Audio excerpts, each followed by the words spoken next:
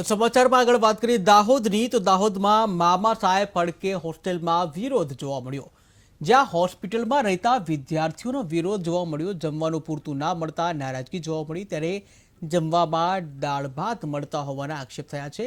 Menu પ્રમાણે ભોજન નથી મળતું, હોસ્ટેલમાં પાણીની પણ સમસ્યા છે, ત્યારે વિદ્યાર્થીઓ હોસ્ટેલમાં રહી અભ્યાસ કરે છે, જ્યાં હોસ્ટેલ સંચાલકને વિદ્યાર્થીઓએ રજૂઆત કરી છે।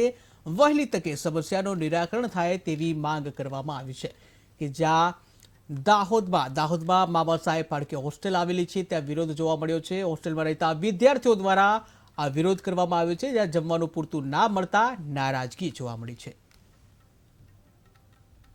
અહીંયા જમવાની પાણીની અહીંયા જમવા માટે અમે અઠવાડિયામાં 5 દિવસ કઢી ખીચડી દાળ ભાત ખાધા છે।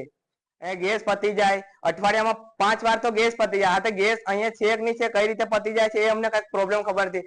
ગરમ પાણી નથી આવતું, ઠંડુ પાણી બી નથી આવતું, એમાં પાણી આવવું જોઈએ, પાણી બી નથી આવતું। અને એમને અમે જાણ કરીએ તો અઠવાડિયામાં થઈ જશે, એના પછી કહી દે છે થઈ જશે, એના પછી કોઈ એનો આન્સર નહીં, કોઈ જવાબ નહીં, કોઈ બંધ થતું જ નથી। અને ગરમ પાણી બી નથી ના માટે। અને પબ્લિક હીટરો વાપરે છે, 80% પબ્લિક હીટરો વાપરે છે। હવે એમાં શોર્ટ સર્કિટ થાય તો જવાબદાર કોણ એમાં?